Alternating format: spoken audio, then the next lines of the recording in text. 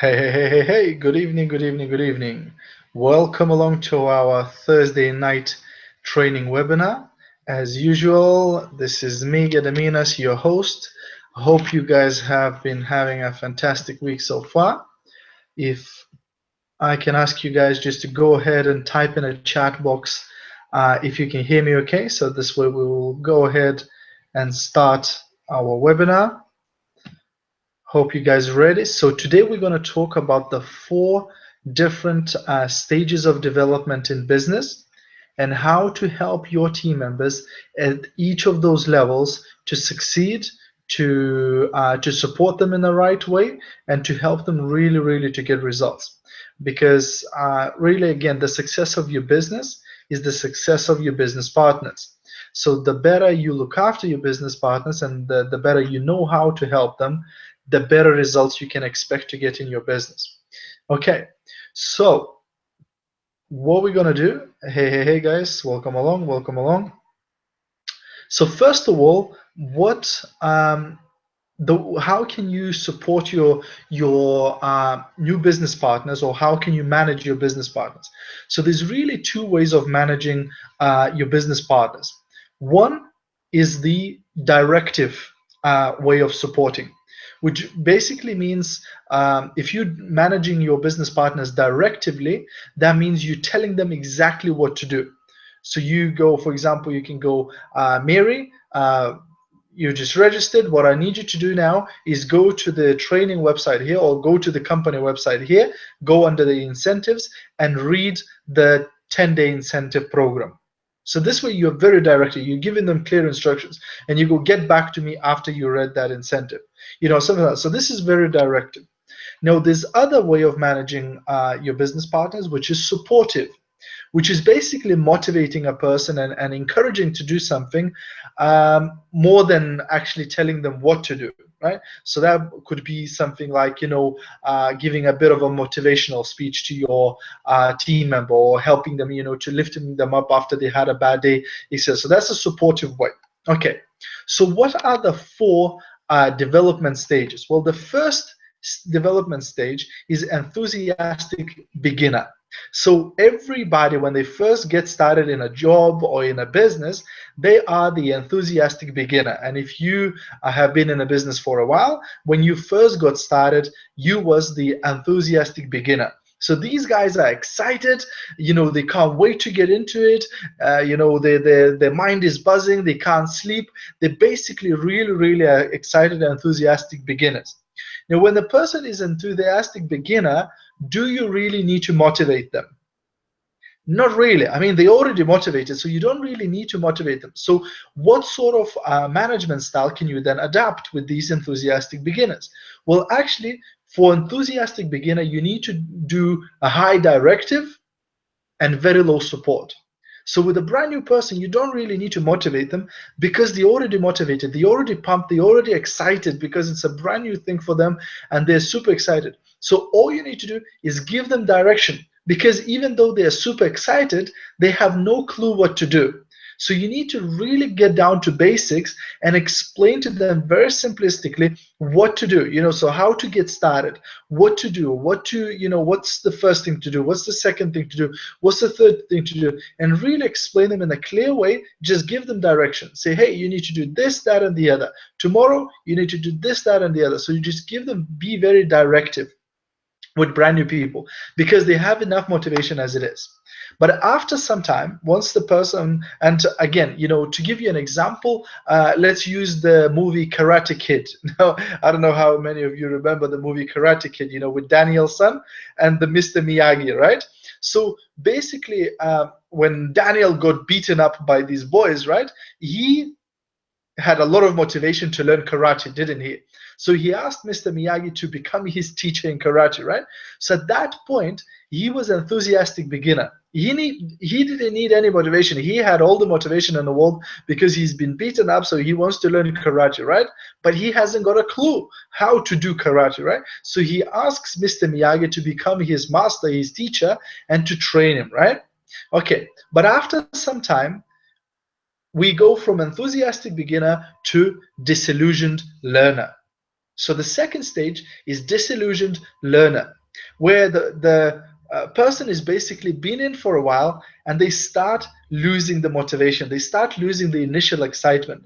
So whether it's a brand new job or a brand new business, people usually are super excited to begin with.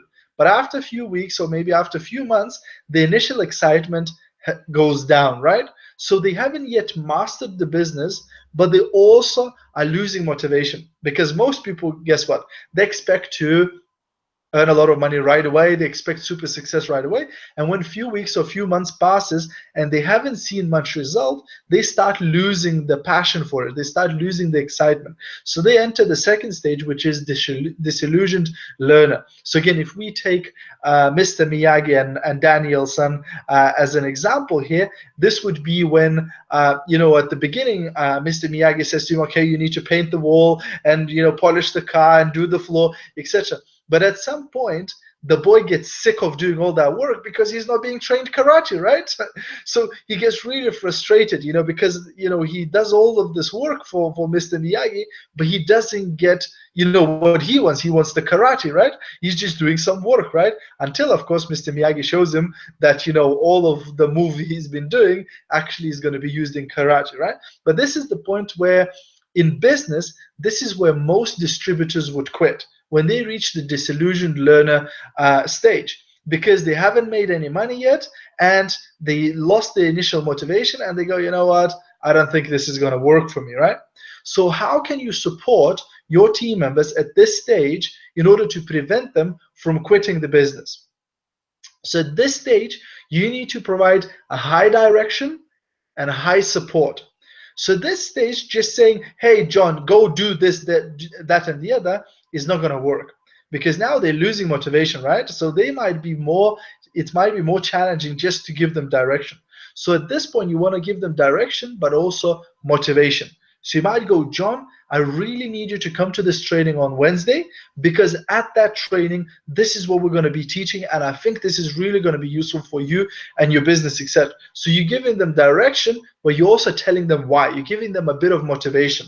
So at this stage is probably the most sensitive stage in business partner's career, and you really need to be supportive at this stage, and you really need to give them still direction, because they still haven't really mastered the business, or they haven't mastered all that there is to learn. So you have to sort of keep the direction, but you also need to be supportive.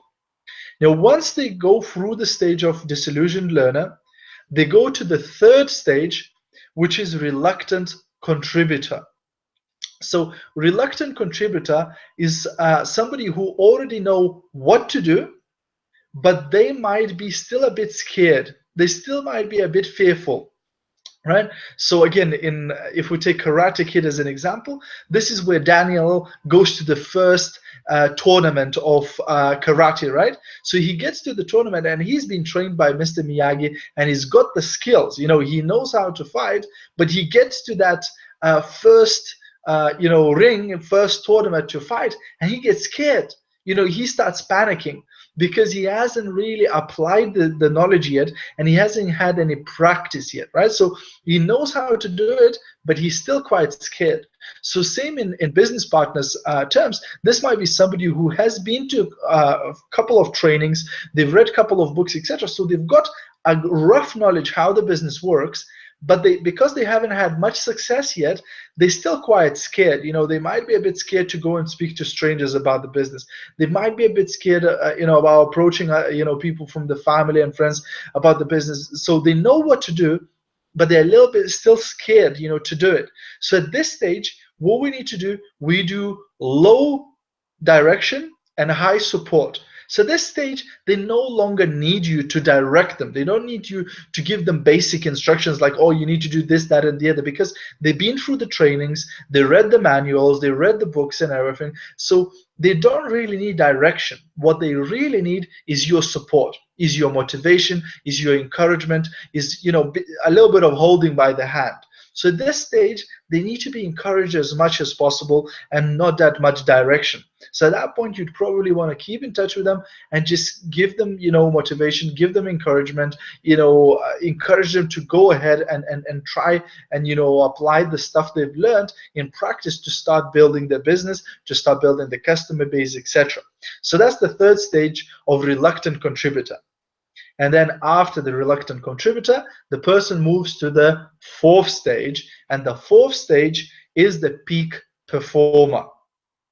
Now, peak performer is somebody who knows what to do and they are doing it, right? So they're achieving results, they're making money, they're building the business, they're recruiting people, they're finding new customers, they're approaching people, etc. So at this stage, with peak performer, it's low support and low direction. So this person no longer really needs you to give them basic instructions of go do this, that, and the other, because they're a leader. By now, they became a leader in your business. And also, they don't really need that much support anymore. So this is not somebody who you need to ring every single day and check up how they're doing, etc.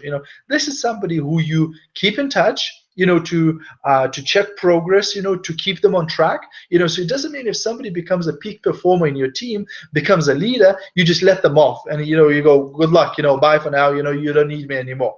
You still keep in touch with that person, you still talk to them, but at this stage, really, they don't need the basic information, they don't need the basic support, etc. So you keep in touch, you keep them on track, you let them know what's new happening in the business and anything else that you think might be of value to those people, but you don't need to really spend a lot of time on those people. They are responsible now, and they can take responsibility by themselves to build their team, and also at this stage they can help their own team members to go through the 4 stages. Right? So when somebody reaches the peak performer stage, now they can help their team members who start as enthusiastic beginners, then go into disillusioned learners, and then go into reluctant contributors, right? So this way they are now master the thing. And with these types of leaders in your business, the best strategy is to keep in touch with them and to ask them, when you get in touch with them, to check with them what's going well, so www, what went well, so what's working in the business, what's good in the business, what's happening in the business, and then what could be improved, so any challenges, any obstacles, because you being more experienced than them, chances are you can again support them with any challenges they might be experiencing, etc. But that's really the 4 stages. Now, did you get value from this? Does this make sense?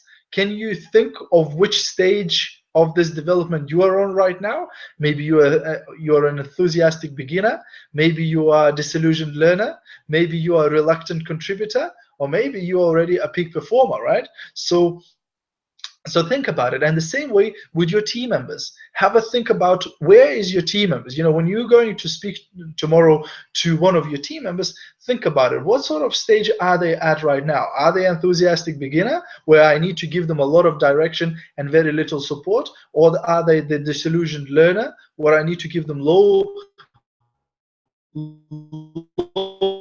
of reluctant contributor, where I don't really need to give them direction, but I need to give them loads of support? Or are they already a peak performer, right?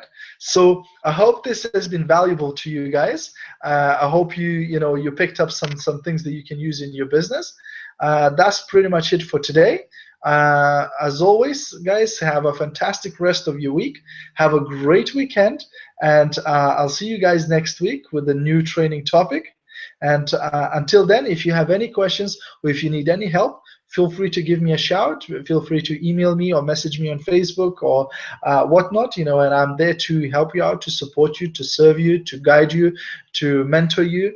So have fun, enjoy the business, and I'll see you at the top.